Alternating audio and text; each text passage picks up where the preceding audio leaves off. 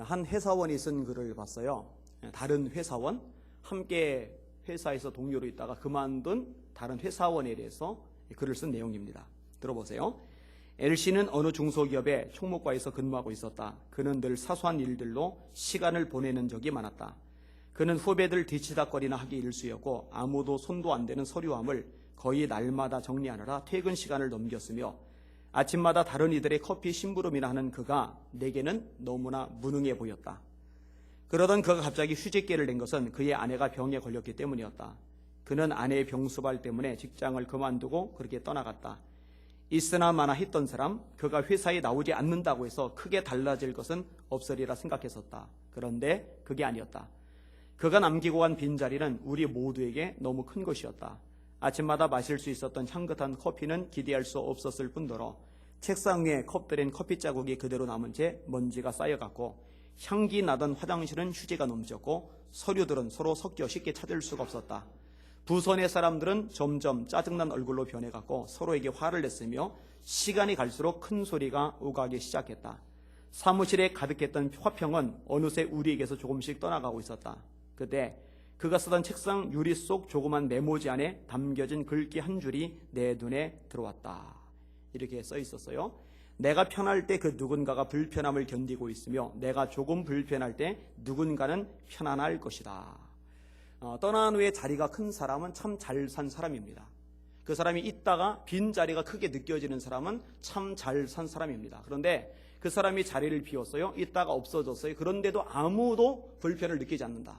그럼 그 사람의 삶은 점검해 볼 필요가 있다라고 생각을 합니다. 떠난 후에 자리가 큰 사람은 왜 그러겠어요? 섬김이 있었기 때문입니다. 사랑이 있었기 때문입니다. 수고가 있었기 때문입니다. 그런 사람의 가치는요, 시간이 갈수록 더 빛이 납니다. 새로운 성도들이 있잖아요. 그 다음에 아직 연약한 어린 신자들이 있잖아요. 그런 분들이 저에게 이렇게 공통적으로 이야기를 끄집어내는, 그분 참 좋으시더라 하는 분들이 있어요. 근데요, 그게 거의 일치가 돼요. 거의 일치가 돼요. 그리고 그런 분들의 공통점이 뭐냐면요, 잘 섬길 줄 아는 사람입니다. 아는 거예요. 새 신자도 아는 거예요. 연약한 신자들도 아는 거예요. 성경은 우리에게 귀족 노릇하라고 말씀하고 있잖아요. 왕자 노릇하라, 공주 대접받으라, 이런 말씀은 성경 어디에도 없어요. 그런데 거꾸로 종 노릇하라, 이런 말씀은 있어요. 오늘 설교의 제목도 거기서 따온 거죠. 따라합시다. 사랑으로 서로 종 노릇하라. 한 번 더요. 사랑으로 서로 종 노릇하라. 그렇게 되실 수 있는 저와 여러분들 되시기를 주의 이름으로 축원합니다. 오늘 본문의 내용을 세 가지로 끊어서 말씀을 나눌 겁니다. 첫 번째 부분은 우리가 자유를 위하여 부르심을 입었다, 이 말씀입니다. 다시 말해, 예수께서 오셔서 하시는 일이 뭐냐면요, 사람들을 자유케 하시는 일이에요. 사람들 자유케 하시는 일. 주님이 말씀하시죠. 너희가 진리를 알지니 진리가 너희를 자유케 하리라. 그런데 진리가 누구예요? 예수님이세요. 내가 곧 길이요 진리요 생명이니 나로 말미암지 않고는 아버지께로 올 자가 없느니라. 요한복음 14장 6절 말씀이죠. 진리가 우리를 자유케 하세요. 예수님이 우리를 자유케 하세요. 모든 묶음을 풀어주시는 거예요. 어떤 것에서 우리를 자유케 하는가? 첫 번째 생각해 볼 수 있는 것은요, 질병에서 우리를 자유케 하시는 거예요. 성경을 말씀합니다. 그가 채찍에 맞음으로 우리가 나음을 입었나니. 따라합시다. 그가 채찍에 맞음으로 우리가 나음을 입었나니. 여러분, 예수님께서 베드로의 집에 방문하셨을 때 그 장모가 열병 때문에 고생을 하고 있었어요. 주님이 열병을 꾸짖습니다. 사람이 아닌데 열병을 꾸짖어요. 그랬더니 열병이 떠나갔어요. 이 베드로의 장모가 건강해졌어요. 그리고 예수님을 수종듭니다. 요한복음 5장에 보니까 베데스다 연못가에 사람들이 많이 모여 있어요. 왜냐하면 그 베데스다 연못가에는 전설이 있거든요. 천사가 와서 물을 흔들었는데 그때 먼저 물속에 들어간 사람은 어떤 병이든지 다 낫는다. 그러니까 지푸라기라도 잡는 심정으로 병든, 특별히 불치병을 가진 사람들이 바글바글 모여 있는 거예요. 성경은 말씀합니다. 그 안에 많은 병자, 맹인, 다리 저는 사람, 혈기 마른 사람들이 누워 물의 움직임을 기다리니, 이렇게 돼 있어요. 근데 그 중에 한 사람이 중풍병에 걸렸는데 38년간 누워 있어요. 여러분, 김병희의 효자 없다죠? 10년 이상 부모님 병 뒷바라던 분 있으면 무조건 존경하고 무조건 인정해 줘야 됩니다. 아니, 10년 갈 거 없어요. 5년 이상 그렇게 한 분 있으면 그런 분은 무조건 대접해 줘야 돼요. 처음에는요, 정성껏 힘을 다해서 간병하고 보살피겠지만 이게 시간이 오래되면요, 지쳐요. 너무너무 힘들어요. 몸도 정신도 다 고갈이 돼갑니다. 이 38년이나 중풍병으로 누워있다 보니까 이 사람 주변에도 사람이 아무도 없어요. 가족도 지쳤고 친척들도 다 지쳤어요. 예수님 보고 하는 얘기 좀 보세요. 주여, 물이 움직일 때 나를 못에 넣어주는 사람이 없어 내가 가는 동안 다른 사람이 먼저 내려가나이다. 아무도 없는 거예요. 누웠는데 몸 돌리지도 못하고 앉지도 못하고 서지도 못하고 물건 들지도 못하고 걷지도 못하는 사람 그냥 놔두면 어떡하라는 거예요. 아무도 없는 거예요. 근데 주님께서 이렇게 말씀하십니다. 네 자리를 들고 일어나라. 그때 이 사람이 일어나서 자리를 걸고 걸어 다니는 거예요. 여러분, 사람이요, 정말 죽을 병 걸렸는데 병이 떠났어요. 근데 병이 떠나도 체력이 회복되는 것은 시간이 필요합니다. 병에서 고쳐진 다음에도요, 누워 지낼 일이 많아요. 그 몸 금방 일으키고 금방 걷고 게다가 물건까지 들고, 이거는 불가능합니다. 그런데 예수님께는 불가능하지 않아요. 예수님은 창조주이시니까. 예수님은 4대 성인 중에 한 분 따위가 아니라 우리를 만드신 하나님이시니까. 그분이 손대시면은 우리를 질병에서 자유케 하실 수 있어요. 이 사실을 믿으시길 바랍니다. 두 번째로 어디서 우리를 자유케 하시느냐? 불안에서 우리를 자유하게 하십니다. 여러분, 제가 주님과 동행하면서 제 안에서 완전히 사라진 것 중에 하나가 불안입니다. 초조함이에요. 답답함. 물론 하나님의 일을 더 하고 싶은데 그게 안 돼서 답답한 그런 답답함은 있는데요, 이 부정적인 세속적인 어떤 불안 같은 것들은 제게서 떠나갔어요. 이런 찬송가에 이런 찬양 가사가 있어요. 내 영혼의 그 깊은 데서 맑은 가락이 울려나네. 하늘 곡조가 언제나 흘러나와 내 영혼을 고이싸네. 하늘 곡조가 언제나 흘러나온대요. 좋은 일 있을 때마다 안 좋은 일 생길 때도, 그죠? 일이 잘 풀릴 때뿐만 아니라 일이 좀 꼬일 때도, 사람들이 내게 잘해줄 때뿐만 아니라 내게 악담을 하고 상처를 줄 때도, 이런 모든 상황 속에서 하늘 곡조가 내 영혼을 골 싼다는 거예요. 후렴에 평화로다. 하늘 위에서 내려오네. 그 사랑의 물결이 영원토록 내 영혼을 덮으소서. 2절에 내 마음속에 솟아난 이 평화는 깊이 묻힌 보배로다. 이 보화를 해내어 가져갈 자 그 누구랴? 안심일세. 누구도 이 평화를 뺏어갈 수 없다는 거예요. 3절에 내 영혼의 평화가 넘쳐남은 주의 큰 복을 받음이라. 내가 주야로 주님과 함께 있어 내 영혼이 편이시네. 4절에 이 땅 위에 험한 길 가는 동안 참된 평화가 어디 있냐? 그죠? 참된 평화 없죠. 돈 많이 벌면 평화 얻을 것 같죠. 그러면 선진국 사람들이 돈 많은 부자들이 자살할 이유는 없죠. 인기 얻으면 성공하면은 평안할 것 같죠. 그렇진 않아요. 성취 후의 공허감이라는 용어가 아예 공식화되어 있죠. 인생의 목표를 잡고 열심히 뛰고 달렸어요. 뛰고 달리는 동안에는 그래도 괜찮았는데 막상 손에 쥐고 나서 보니까 허탈한 거예요. 내가 얻고자 한 게 겨우 이거였나? 평생 다름질한 인생의 목표가 겨우 이거였나? 이 마음이 뻥 뚫린 것 같아요. 그것을 주체하지 못해서 절망하는 사람들 많습니다. 진짜 평화? 그런 데서 찾을 수 없어요. 우리 모두 다 예수를 친구 삼아 천평화를 누리겠네. 여러분, 예수님이 탄생하실 때요, 천군 천사들이 찬양하죠. 목자들이 그 찬양을 목격하죠. 그 내용이 뭐였어요? 지극히 높은 곳에서는 하나님께 영광이요, 땅에서는 기뻐하심을 입은 사람들 중에 평화로다. 예수님이 우리에게 주시는 것 중에 가장 귀한 선물 중 하나가 이 평안인데, 이 예수님이 주시는 평안의 특징은 두 가지인데, 첫째, 세상이 알지 못하는 평안이요, 둘째, 세상이 줄 수 없는 평안이에요. 따라합시다. 주님이 내게 주시는 평안은 세상이 모른다. 세상 따위가 줄 수 없다. 이 평안을 주님이 주시면 우리가 불안에서 자유케 되는 겁니다. 세 번째로 우리를 죄에서 자유하게 합니다. 여러분, 가장 무서운 질병은 에이즈가 아니에요. 암병이 아닙니다. 희귀병 질환이 아니에요. 세상에서 가장 무서운 병은요, 죄입니다. 죄. 왜냐하면 죄가 사람에게 절망을, 심판을, 지옥을 가져다 주기 때문에 그렇습니다. 여러분, 예수님께서 왜 그토록 죄를 강력하게 경계하셨는지 아세요? 전염병보다 암병보다 더 흉악한 것이 죄임을 아시기 때문에 그래요. 네 눈이 널 범죄하게 하거든 너 눈 뽑아라. 한 눈을 가지고 천국에 들어가는 것이 네 두 눈 가지고 지옥 꺼지지 않는 불에 들어가는 것보다 낫다. 네 손이 너를 범죄하게 하거든 네 손 찍어버려라. 한 손을 가지고 천국에 들어가는 것이 두 손을 가지고 지옥 꺼지지 않는 불에 들어가는 것보다 낫다. 죄를 쉽게 아주 가볍게 여기는 사람은 예수 믿는 사람일 수가 없어요. 예수 믿는 사람이 어떻게 그럴 수가 있습니까? 그거 불가능합니다. 아직 교회를 다니고 있을 뿐이지 거듭나지 못했어요. 아직 구원받지 못했어요. 정말 구원받아 예수님이 인생의 주인이 된 사람이라면 죄를 가볍게 생각할 수는 없어요. 연약해서 넘어질 수 있고 그것 때문에 회개할 수는 있지만은 쉽게 생각하고 쉽게 죄를 질 수도 없어요. 그래서 요한일서에는 하나님께로서 난 자마다 죄를 짓지 아니하나니 continue to sin이라는 용어인데 반복적으로 습관적으로 이 되풀이해서 계속 죄를 짓는 거예요. 아주 쉽게 가볍게 하나님께로서 난 자는 그럴 수 없다라는 거죠. 여러분 죄가 이렇게 무섭기 때문에 예수님이 오신 거예요. 인간의 노력, 고행, 선행, 수단, 종교 활동으로 죄를 씻을 수 없기 때문에 죄를 씻지 못하면 지옥에 떨어질 수밖에 없기 때문에 그런 우리를 살리기 위해서 하나님의 아들이 이 땅에 오셨고 저희의 죄를 여러분의 모든 죄를 대신 짊어지고 십자가에 죽으셨어요. 성경은 이것을 예언해 놓고 있죠. 그가 찔림은 우리의 허물을 인하며 그가 상함은 우리의 죄악을 인함이라. 우리는 다 양 같아서 행하여 각기 제 길로 갔지만 하나님께서는 우리 무리의 죄악을 그에게 담당시키셨도다. 예수님을 주님으로 영접할 때 내가 죄인임을 회개하고 주님을 내 구주로 모셔드릴 때 예수의 피가 저의 죄를 여러분의 죄를 깨끗하게 씻어주는 줄 믿으시길 바랍니다. 죄에서 자유케 하시는 줄 믿으시길 바랍니다. 그래서 찬양도 부르죠.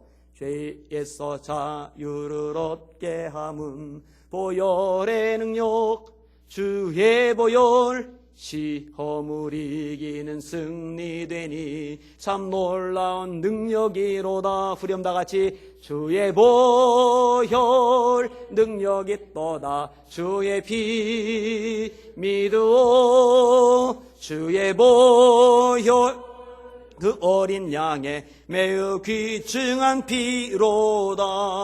여러분 죄를 짓는데 왜 져요? 정욕 때문에, 욕심 때문에. 그래서 욕심이 잉태한 즉 죄를 낳고 죄가 장성한 즉 사망을 낳는다고 말씀하죠. 각 사람이 시험을 받는 것은 자기 욕심에 끌려 미혹됨이니라고 성경은 말씀하고 있죠. 그런데 이 육체의 정욕을 제거하고 정결케 만들 수 있는 것도 예수의 피밖에 없어요.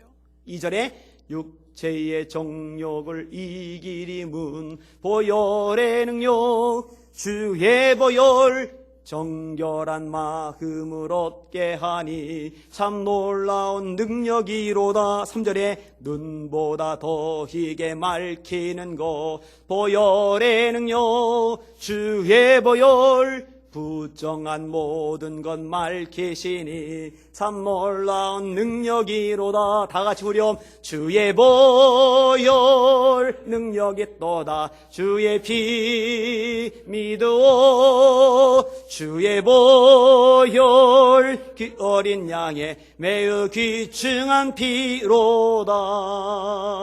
아멘. 네 번째로 예수님은요 우리를 죽음에서 자유하게 합니다. 여러분 죄 때문에 죽음이 찾아와요. 제가 계속 반복하고 있어요. 사고 나서 죽는 게 아니에요. 병들어 죽는 게 아니에요. 늙어서 죽는 게 아니에요. 이런저런 다양한 이유로 인간에게 죽음을 찾아오는 것 같지만은 그러나 인간이 죽는 가장 근원적인 요인은 죄 때문입니다. 아담이 왜 죽게 되었어요? 하와가 왜 죽게 되었어요?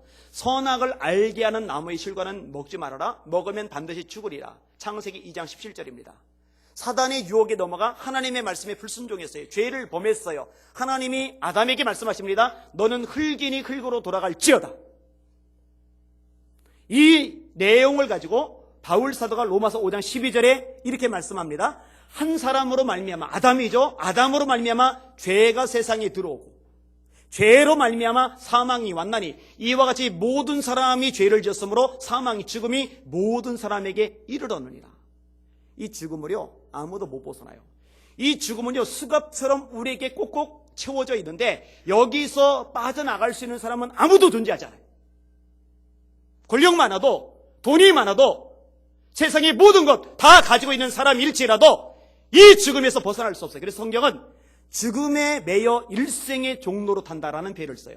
종로로 타는 거예요. 누구한테? 이 죽음한테. 근데 예수님을 영접하게 될 때 우리가 죄의 사함을 받음과 동시에 우리에게 예수님 안에는 영생이 흘러 들어와요. 내가 하나님의 아들의 이름을 믿는 너에게 이것을 쓴 것은, 예수 이름을 믿는 너에게 이것을 쓴 것은 너희로 하여금 너희에게 생명이 있음을 알게 하려 함이라. 아들이 있는 자에게는 생명이 있고 하나님의 아들이 없는 자에게는 생명이 없느니라. 죄사함 받고 생명이 우리 속에 거하게 돼요. 그래서 고린도서 15장 부활장에 이렇게 선언하죠. 사망아, 너희 쏘는 것이 어디 있느냐? 사망아, 너희 이기는 것이 어디 있느냐? 죽음이 두렵지 않은 거예요. 여러분, 제가 반복적으로 얘기하게 됩니다만, 뇌종양 4cm가 생겼을 때, 거대 종양도 아니고 자이언트가 생겼을 때 하나도 두렵지 않았어요. 불안하지 않았어요. 왠지 아세요? 최악이어도, 최악은 뭐겠어요? 죽는 거. 인간적으로 죽는 게 최악이잖아요. 최악이어도 최상인 천국이니까, 영생이 보장되어 있으니까 두렵지 않은 거예요. 바울 사도의 그 표현이요, 가슴에 와닿아요. 이전보다 더 깊이 가슴에 와닿아요. 사망아, 너희 쏘는 것이 어디 있느냐? 사망아, 너희 이기는 것이 어디 있느냐? 인간이 넘어설 수 없는 최후의 한계 상황이 죽음인데, 이 죽음도 이제 두렵지 않아요. 왜냐? 우리 안에 영생이 있으니까,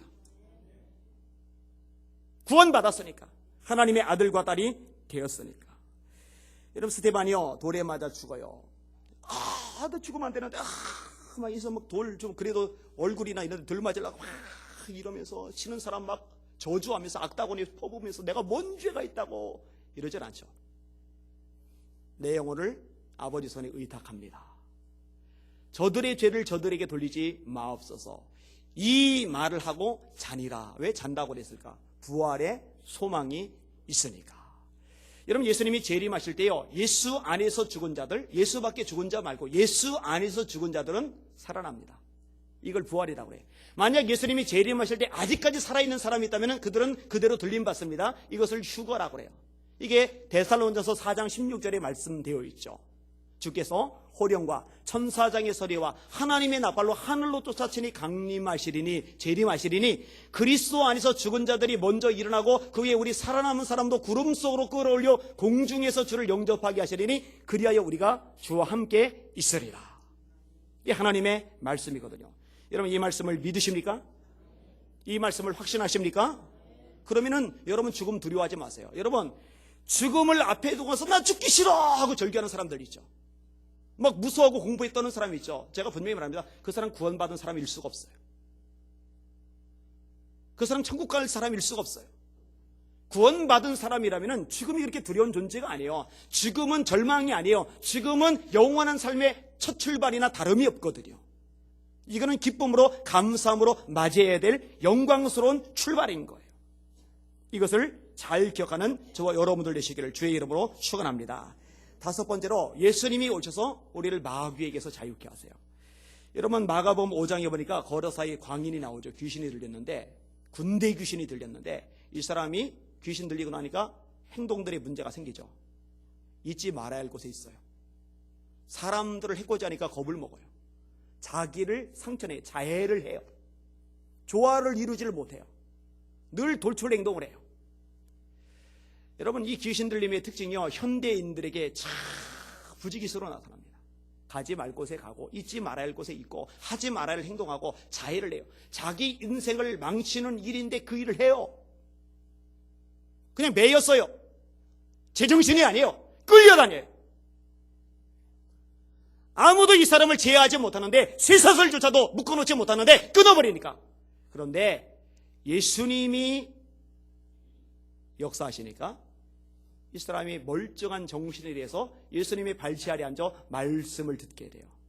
이게 주님의 능력인 줄 믿으시길 바랍니다. 여러분, 세상이 원수마귀의 영향력으로 가득 차 있어요. 성경은 말씀하죠. 자기 때가 얼마 남지 않은 줄 알고 분을 내어 내려갔다고.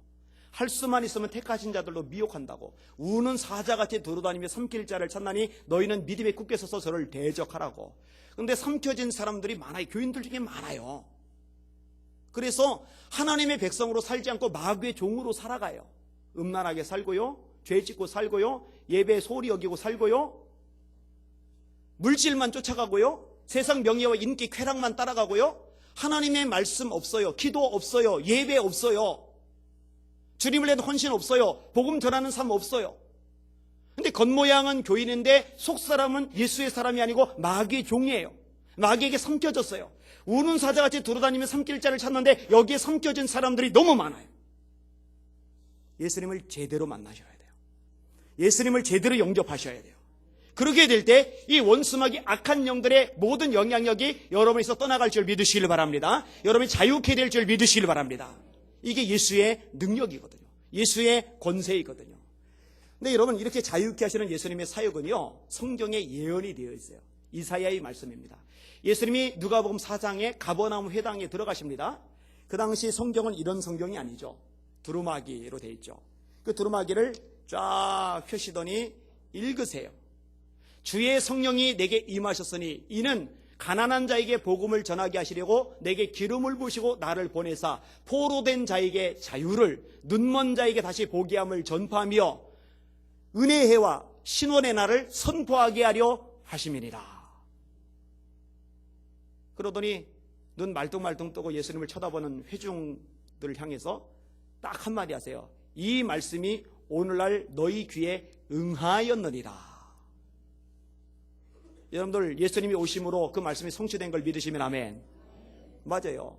자유케 하시는 예수님의 사역, 예수님의 오심으로 이루어진 거예요. 구약에 예언된 대로 예수님이 오셨고 예언된 대로 예수님께서 자유케 하시는 이 일을 하신 거예요. 따라서 그리스도 안에 있을 때 우리는 자유합니다. 우리는 자유인이 되는 겁니다. 따라합시다. 나는 자유인이다. 나는 자유인이다. 자, 두 번째 요지. 자유를 얻었어요. 자유인이 되었어요. 그런데 이 자유로 육체의 기회를 삼지 말고 오직 사랑으로 서로 종노릇하라. 여러분, 종에게 자유가 있어요? 없어요. 종은 마음대로 못 먹어요. 마음대로 못 돌아다녀요. 마음대로 하고 싶은 거 못해요. 하기 싫다고 시킨 일 안 할 수도 없어요. 종은 매여요. 아니, 예수님이 오셔서 기껏 우리를 자유하게 만들어 놓으셨는데 도로 매이라는 거예요. 도로 종이 되라는 거예요. 여러분, 이것이 역설적인 진리입니다. 이게 성경의 가르침, 예수님의 가르침의 탁월함입니다. 이전에는요, 어쩔 수 없이 매인 거지만, 이전에는요, 아주 불행한 차원으로 끌려가는 매임이지만, 이제 새롭게 매이는 매임은 고차원적인 매임이에요. 이것이 주님께서 우리에게 원하시는 삶의 모습입니다.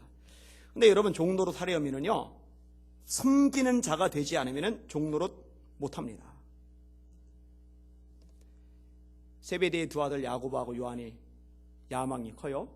그 어머니도 치맛바람이 세요. 태풍이 일만큼 세요. 예수님께 와서 부탁하죠. 예수님, 높은 자리에 올라가시면 왼쪽 자리, 오른쪽 자리는 우리 아들들 몫입니다. 그 두 명의 제자도 마찬가지고 그 자리는 우리 겁니다. 이 이야기를 10명의 제자들이 들었어요. 열받아 죽으려고 그래요. 왜? 그들도 2명의 제자하고 수준이 똑같은 거예요. 그 두 자리는 자기들이 갖고 싶은 거예요. 주님께서 그들을 불러 모으세요. 그리고 이렇게 말씀을 하십니다. 이방인의 집권자들이 그들을 임의로 주관하고 그 고관들이 그들에게 권세를 부리는 줄을 너희가 알거니와. 이게 세상의 원리입니다. 힘 있는 자, 권세 있는 자가 지배해요. 큰소리 쳐요. 명령해요. 지시를 내려요. 그런데 하나님을 섬기는 그리스도인들은 그런 원리로 살지를 않아요. 정반대되는 원리로 살아요. 주님이 뭐라 하세요? 너희 중에는 그렇지 않아야 하리니. 따라합시다. 너희 중에는 그렇지 않아야 하리니. 예수 믿는 사람은 그러면 안 된다. 그 얘기 하시는 거예요. 그러면 안 된다. 그 얘기 하시는 거예요. 너희 중에 누구든지 크고자 하는 자는 너희를 섬기는 자가 되고 너희 중에 누구든지 으뜸이 되고자 하는 자는 모든 사람의 종이 되어야 하리라. 그리고 주시는 말씀이 유명한 말씀이에요. 인자의 온 것은, 내가 온 것은 섬김을 받으려 함이 아니라 도리어 섬기려고 자기 목숨을 많은 사람의 대속물로 주려 함이니라. 여러분, 섬기기보다 섬김을 받으려 하는 사람은 절대로 종노릇 못합니다. 이 가치관이 변화되지 않은 사람, 속사람이 달라지지 않은 사람은 절대로 종노릇 못합니다. 또 하나 생각해 볼 것이 있는데요, 상대방을 나보다 낮게 여길 수 있어야 종노릇이 수월해지고 가능해집니다. 여러분, 전부 다 나만 못하게 보이면은요, 그 사람들에게 내가 어떻게 종노릇 하겠어요? 질문할게요. 여러분들은 여러분 주변의 사람들이, 아니 주변 사람들, 특별히 여기 있는 성도들 보면서 여러분보다 더 뛰어나고 더 대단해 보이십니까? 아니면 여러분만 못해 보이십니까? 어때요? 성경은 뭐라 말씀하죠? 각각 자기보다 남을 낮게 여기고. 따라합시다. 각각 자기보다 남을 낮게 여기고. 그 낮게 여기고 할 때 나 밑에다가 시옷이에요. 시옷. 그걸 지읒으로 바꾸면 안 돼요. 자기보다 남을 낮게 여기고가 아니라 자기보다 남을 낮게 여기고예요. 낮게 여기고. 여러분, 서로 종노릇 하라는 얘기는 상대방이 내게 주인같이 되는 거예요. 내가 그에게 종같이 되는 거예요. 그런데 종 따위가 주인을 자기보다 못하다고 여길 수가 있어요? 그거 불가능합니다. 그러니까 자기가 더 낫다라고 생각하는 사람은 오늘 말씀 순종 못해요. 절대로 못해요. 종노릇 절대 할 수 없어요. 불가능합니다. 홀리위크라고 11월 첫째 주에 연합집회가 있어요. 100주년 기념관에서 어제까지 마쳐졌어요. 어제 이제 박보영 목사님이 오셨는데 이분이 의사였더라고요. 그 아내 되는 분이 재벌가 딸이었더라고요. 뭐 돈은 넘쳐요. 자기 병원 가지고 있고 또 정보가 들어오는데 어디 땅 사라. 그럼 사면은요 몇 배가 아니라 그냥 왕창 올라버리는 거예요. 그거 팔아요? 또 어디 땅 사라. 그럼 그 사면은 왕창 올라요? 이거 어디 또 사라. 그러니까 돈은 아무것도 아니에요. 점심 일본 가서 스시 먹고 한국 가서 저녁 먹고 도박하고 싶으면 라스베가스 가서 도박하고 그렇게 살았어요. 그러다가 가정이 파탄났습니다. 그리고 심장에 병이 왔는데 멈춰버렸어요. 죽은 거죠. 근데 예수님이 살려주셨어요. 예수님이 만나주셨어요. 이분이 예수님을 만나고 나서 보니까 바울 사도의 고백이 있는 그대로 믿어지는 거예요. 배설물로 여긴다고 그러잖아요.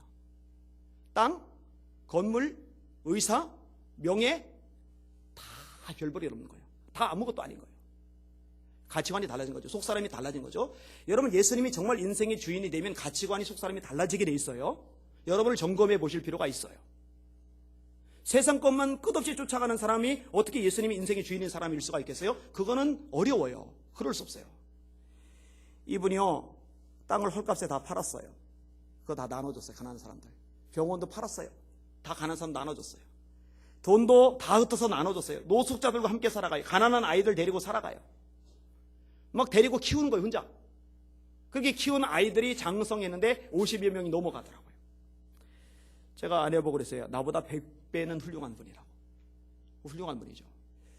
이충성 목사님이라고 계세요. 우리 작은 교회 목회자입니다. 제가 최근에 글을 썼는데 그 글 밑에다가 댓글을 달았다가 얼른 지우고 메시지로 보냈어요. 메시지에 이렇게 썼더라고요. 안 목사님 정말 눈물 납니다. 며칠 전에 춘천으로 인사 이동하자고 하는데 우리 교회에 맡을 사람이 없어 다시 의정부에 있기로 했습니다. 제가 성격이 좋지 않아서 목회가 쉽지가 않네요. 그래도 요즘 격려하는 성도 한 사람 때문에 행복하게 삽니다. 행복한 목회, 존귀한 목사가 되고 싶네요. 이 작은 교회에서 목회를 하는데 부임을 받아서 가면 되는데 갈라다 보니까 이 작은 교회 가난한 성도들 여기에 올 목회자가 없는 거예요. 이들을 버리고 떠날 수가 없는 거예요. 그래서 그대로 그 자리에 남아있어요. 이분은 매일 같은 장소에 나가서 건빵을 나눠주면서 전도를 해요.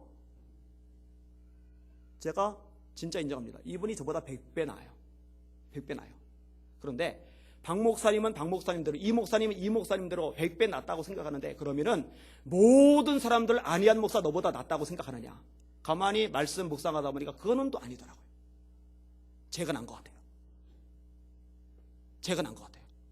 성경도 제가 좀 많이 하는 것 같고 기도도 제가 좀 많이 하는 것 같고 설교도 제가 좀 괜찮은 것 같고 글도 좀 제가 잘 쓰는 것 같고 그러면서 결론이 나는 거죠. 아, 내가 미성숙하구나. 아직 이런 부분에서 어린아이 신앙에서 벗어나지 못했구나.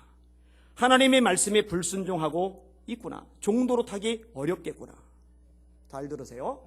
공부 좀 한다고, 인물 좀 좋다고, 지위 좀 있다고, 남보다 성공 좀 빨리 했다고, 가정 배경이 좀 괜찮다고, 내가 좀 더 나은 사람이라고 그렇게 생각하는 사람이 있다면 그는 말씀에서 지금 벗어나 있는 거예요. 그런 사람은 종노릇 못합니다. 종노릇 하려면 숙여야 되는데 기꺼이 숙여야 되는데 기꺼이 숙이는 것은 상대방이 나보다 낫다라는 생각이 중심에서부터 나올 때 가능한 현상이거든요. 또 하나 생각해 볼 게 있어요. 자아가 죽어야 종노릇이 가능합니다. 여러분 자존심 상한다는 말 많이 쓰죠. 이 소위 알량한 자존심. 이러면 이 자존심이 뭐죠 도대체? 이 정체가 뭐죠? 자존심 상하면 열받아요. 기분이 나빠요. 상대방이 미워요. 보복하고 싶어요. 근데 이 알량한 자존심의 정체가 뭐죠? 그 자아죠, 자아. 그런데 자아가 부인되면, 자아가 십자가에 못 박혀져 있으면은 이 사람은 자존심 내세웁니까? 안 내세웁니까? 안 내세우죠. 자존심을 내세운다는 얘기는 덜 죽었다는 얘기예요. 여러분, 바울 사도가 이렇게 말합니다. 그리스도 예수의 사람들은 육체와 함께 정과 욕심을 십자가에 못 박았느니라. 여러분, 예수의 사람이십니까? 그럼 여러분의 정과 욕심을 십자가에 못 박으시길 주의 이름으로 축원합니다. 못 박혀 있으면은 뚫고 나오지를 못하죠. 다 풀려져 있으니까 그냥 막 뛰쳐나와서 들이받고 난리가 나는 거예요. 갈라디아서 2장 20절에 말씀합니다. 내가 그리스도와 함께 십자가에 못 박혔나니 그런즉 이제는 내가 산 것이 아니오 오직 내 안에 그리스도께서 사신 것이라. 이제 내가 육체 가운데 사는 것은 나를 사랑하사 나를 위하여 자기의 몸을 버리신 하나님의 아들을 믿는 믿음 안에서 사는 것이라. 여러분, 주인이 시키면은요 하기 싫어도 하죠. 하면서 짜증내거나 대충 해서도 안 되죠. 주인이 하지 말라고 그러면 하고 싶어도 안 하죠. 그게 종이에요, 종. 그게 종이에요. 근데 자아가 살아있으면 이게 어려워집니다. 여러분, 바울 사도는요 스스로 모든 사람의 종이 되고자 합니다. 로마서 9장이 이렇게 말합니다. 내가 모든 사람에게서 자유로우나. 왜 자유로워요? 주님이 자기를 자유케 만드셨으니까. 그런데 스스로 모든 사람에게 종이 된 것은 더 많은 사람을 얻고자 함이라. 유대인에게 내가 유대인과 같이 된 것은 유대인들을 얻고자 함이요. 율법 아래 있지 않는 자들에게 내가 그리스도 예수 안에 있는 율법 아래 있는 자이나 율법 아래 없는 자와 같이 된 것은 율법 아래 없는 자들을 얻고자 하며, 율법 아래 있는 자들에게 내가 율법 아래 있지 않으나 율법 아래 있는 자와 같이 된 것은 율법 아래 있는 자를 얻고자 하며, 약한 자들에게 내가 약한 자와 같이 된 것은 아무쪼록 몇몇 사람들을 구원코자 함이니 내가 복음을 위하여 모든 것을 행함은 복음에 참여하고자 함이라. 모든 것을 행하는 기준이 뭐냐? 복음을 위하여, 복음을 위하여, 복음을 위하여. 종노릇하는 거예요. 이런 사람에게는 이런 사람에게, 저런 사람인 저런 사람에게 맞춰주는 거예요. 알량한 자존심 따위는 의미도 가치도 영양가도 없는 거예요. 왜냐하면 그 사람 영원히 더 소중하니까. 그 사람 영원히 더 가치 있으니까. 이게 신앙의 성숙된 모습이겠죠. 자, 마지막 세 번째 요지입니다. 종노릇을 하는데 이 종노릇을 가능하게 하는 원동력이 사랑입니다. 핵심 가치죠. 그래서 오직 사랑으로 서로 종노릇하라 이렇게 되어 있어요. 그 다음에 14절 말씀은 같이 읽어볼게요. 14절 말씀 시작. 온 율법은 내 이웃 사랑하기를 내 자신같이 하라 하신 한 말씀에서 이루어졌나니. 여러분, 간단하죠. 네 이웃을 네 자신같이 하라. 짧잖아요. 그런데 요 한 말씀에서 율법이 다 이루어진대요. 이게요, 이 구절에서만 나오는 게 아닙니다. 따라합시다. 사랑은 율법의 완성이다.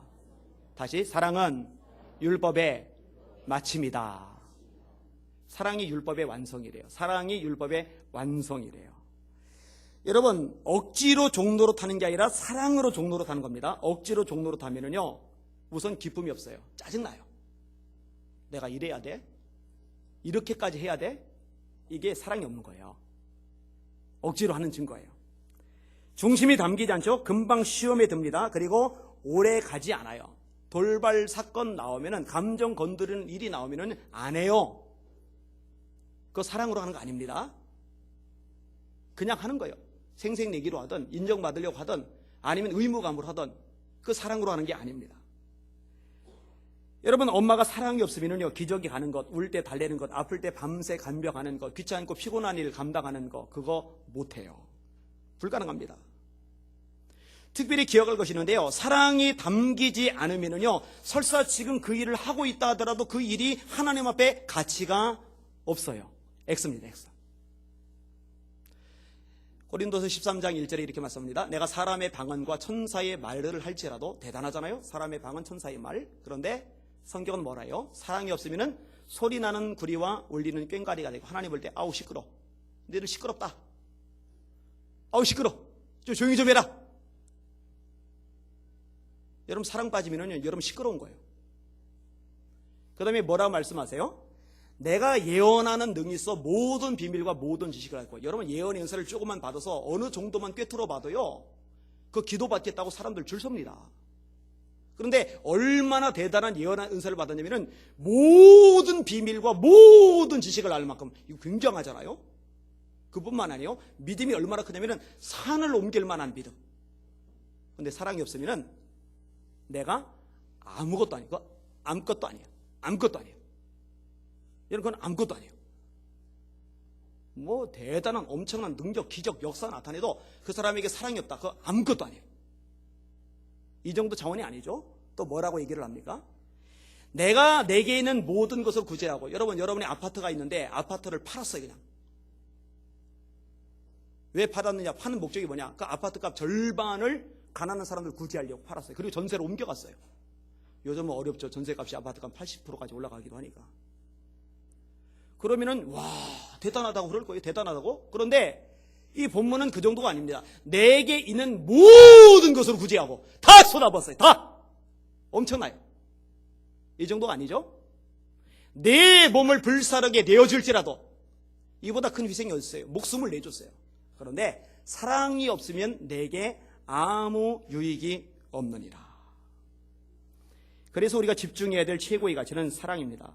저와 여러분 평생 두 가지 질문을 하셔야 돼요. 나는 지금, 과거가 아니라 지금 하나님을 사랑하고 있는가? 마음을 다하고 성품을 다하고 힘을 다하고 뜻을 다하여 주 너희 하나님을 사랑하라. 이것이 크고 첫째 되는 계명이다라고 예수님 말씀하셨는데, 나는 지금 하나님을 사랑하고 있는가? 뜨거운가 내 가슴이? 질문하셔야 돼요. 이거 없다면 이거 찾으셔야 돼요. 이보다 급한 건 없어요. 두 번째 질문은 뭐겠어요? 나는 이웃을 내 몸처럼 사랑하고 있는가? 네 이웃을 네 몸과 같이 사랑하라 하셨으니 이것이 온 율법과 선지자의 강령이니라. 내가 좀 누구 미워하고 있지는 않은가? 여러분, 사랑이 없을 때의 모습이 15절에 묘사가 되고 있어요. 15절을 한번 읽겠습니다. 시작. 만일 서로 물고 먹으면 피차 멸망할까 조심하라. 서로 물고 먹으면, 이거 어디서 많이 볼 수 있는 장면이죠? 동물의 세계. 동물의 세계. 물고 먹잖아요. 그죠? 근데 사람도 그래요. 물고 먹어요. 여러분, 내가 돈 벌기 위해서, 내가 성공하고 출세하기 위해서 상대방 잡아먹고 상대방 망하게 하고 상대방 비참하게 만드는 일이요, 아주 버젓이 행해지고 있는 세상이 우리 세상입니다. 신문 일주일치만 읽어도요, 이런 정보 수백 건 찾아내요.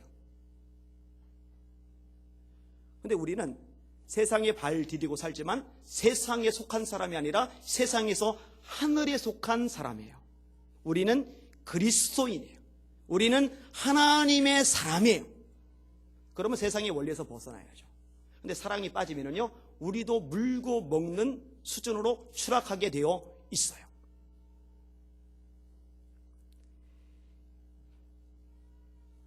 여러분, 아까 박보영 목사님 얘기를 했는데 이분이 초등학교 4학년 때 교회를 떠났더라고요.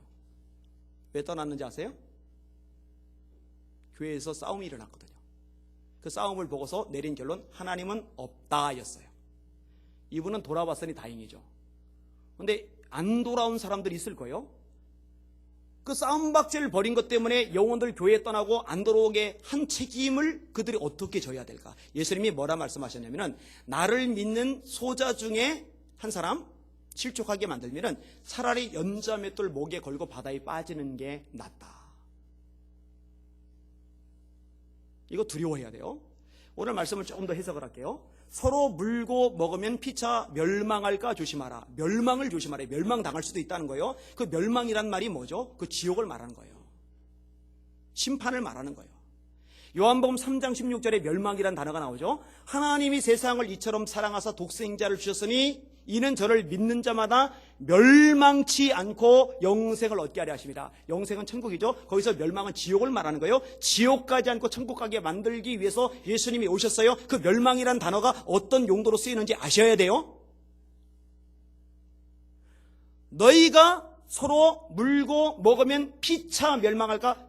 너희들 서로 같이 다 지옥 갈까 조심하라. 예수님 말씀하셨어요. 지옥 갈 수 있어요. 교회에서 싸움박질이 벌어질 때 차라리 교회를 떠나는 게 나을 것 같아요. 그 현장 속에 들어가서 거기서 같이 그러고 있다가 지옥 갈 가능성 많습니다. 주님이 하시는 말씀이에요. 자, 말씀을 정리합니다. 세 가지로 제가 나눠서 말씀을 드렸어요. 첫 번째 부분 따라합시다. 우리는 자유를 위해 부름받았다. 예수께서 우리를 자유케 하실 수 있어요. 질병에서 자유케 하실 수 있어요. 믿으시면 아멘. 우리를 불안해서 자유케 하실 수 있어요. 아멘입니까? 이것뿐만이 아니죠. 우리를 죄에서 자유케 하세요. 우리를 사망에서 자유케 하세요. 우리를 마귀에게서 자유케 하세요. 자유를 주시려고 오셨어요. 그런데 자유인이 된 우리는 이제 다시 스스로 매이기 시작을 합니다. 스스로 종노릇하기 시작을 합니다. 왜냐하면 주님께서 그런 삶을 원하시기 때문에. 그러나 이 종노릇은 내가 남보다 낫다라는 생각을 손톱만큼이라도 가지고 있으면 힘들어져요. 제가 괜히 한 말이 아닙니다. 성경 많이 읽고 그것 때문에 성경 안 읽는 사람 무시할 바에는 성경 읽지 말라고. 내가 기도 많이 하고 기도 안 하는 사람 괄세할 바에는 차라리 기도하지 말라고. 기도 덜하고 성경 덜 읽고 겸손한 게 기도 많이 하고 성경 많이 읽고 교만한 것보다 낫다라고 괜히 하는 말이 아닙니다. 그 안에는 진리가 담겨 있고 너무나 중요하기 때문에 제가 반복적으로 말씀을 드리는 거예요. 또 하나, 자아가 십자가에 못 박히지 않으면 종노릇 못합니다. 자존심 때문에 안 돼요. 열받아서 안 돼요. 짜증나서 안 돼요. 그죠? 세 번째 요지 뭐였어요? 이것이 가능하게 만드는 핵심 가치가 바로 사랑이다. 오직 사랑으로 서로 종노릇하라. 사랑은 율법의 완성이다. 사랑은 율법의 마침이다. 사랑이 있어야 끝까지 경주할 수가 있는 거죠. 이야기 하나 하고 마치겠습니다. 캐서린 로즈라는 분이 있습니다. 이분이 누구를 섬길까 고민을 하다가 교도소 안에 있는 사람들은 교도소 밖에 있는 사람들보다 사랑받을 기회가 적으니까 내가 그들의 종노릇을 하자 결단을 했어요. 그리고 여자의 몸으로 들어가가지고 보살피는데 그 우락부락하고 무서운 쌀벌한 죄수들, 사형수들, 강간범들, 강도들 이런 사람들을 품고 토닥이면서 사랑을 실천을 해요. 특별히 죄수들 중에서도 열악한 사람들이죠. 그들은 특별 관심 대상입니다. 예를 들어서 말 잘 못하는 사람 아니면 벙어리인 사람 아예 그런 사람 수화를 가르쳐줘요. 자기가 먼저 배웠겠죠. 그 다음에 눈이 안 보이는 사람들을 위해서 점자를 가르쳐줘요. 근데 이분이요 1937년에 교통사고로 세상을 떠납니다. 장례식이 진행이 돼요. 죄수들 중에 대표가 교도소장 찾아와서 간청을 합니다. 소장님 어려운 부탁인 줄 압니다. 불가능할 수 있습니다. 그러나 캐서린 로즈 여사는 우리 어머니입니다. 장례 행렬 밖에서 지켜보게 해주세요. 허락해 주세요. 교도소장 입장에서는 허락하기 어렵죠. 커다란 담벼락이 있으니까 도망가지 못하지 밖에 내놨다가 여기저기서 한꺼번에 도망가면 그 무슨 수로 잡아들여요. 몇 명이라도 놓치면은 교도소장 모가지입니다. 그렇지만 결단을 내렸어요. 운구행렬 지나갈 때 600명의 죄수들이 쫙 섰는데 그 길이가 자그마치 700m나 됐다고 해요. 기가 막힌 것은 단 한 명도 도망가지 않고 자기 발로 교도소 안에 걸어 들어왔어요. 우리를 사랑해준 어머니, 우리에게 은혜를 베푼 어머니, 우리를 섬겨준 그 어머니, 우리가 도망가면은 그분의 명예에 먹칠한다. 돌아온 거예요. 그래서 캐서린 로즈 여사의 별명이 죄수들의 어머니입니다. 여러분 사랑으로 종노릇하는 사람이 많아지면요 세상은 바뀌기 시작할 겁니다.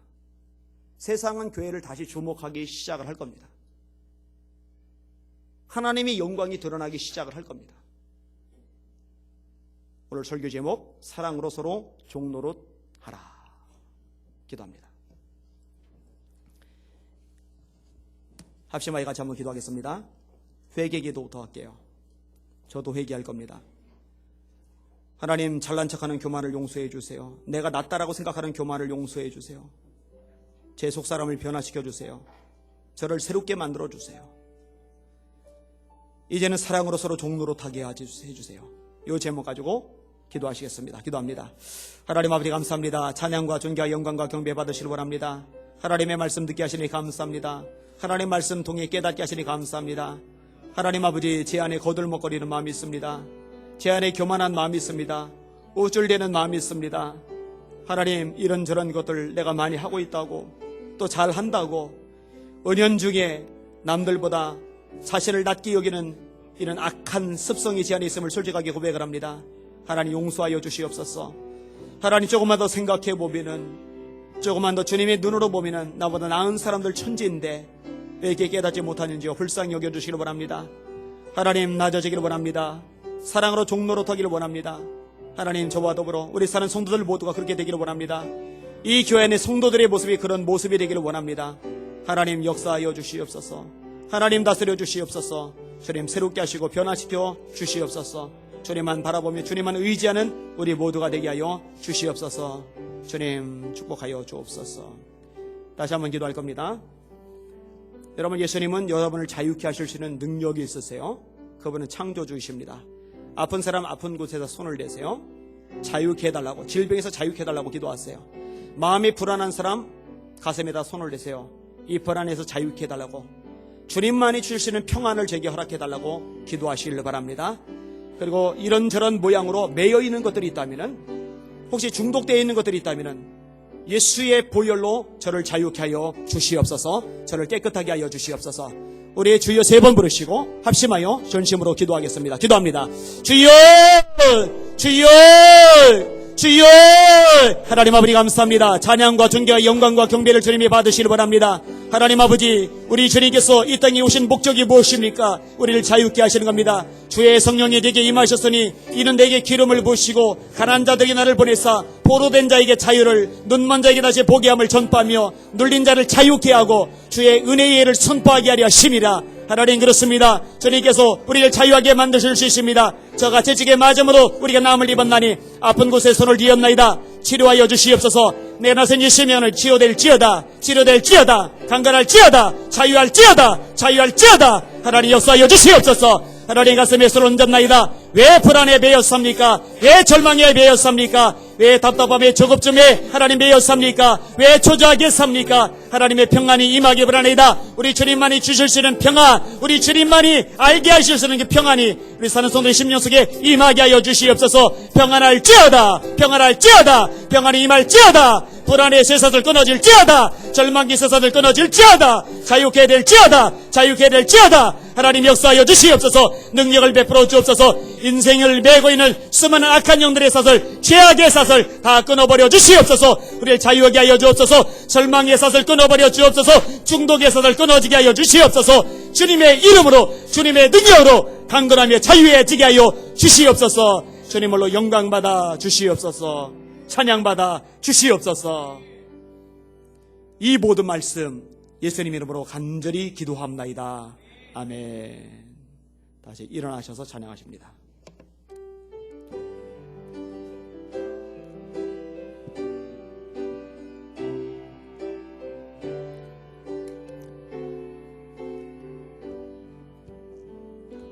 여기에 우리들이 주의 은총 받은 자여라. 주께서 이 자리에 함께 계심을 아노라. 언제나 주님만을 찬양하며 따라가리니 시험을 당할 때도 함께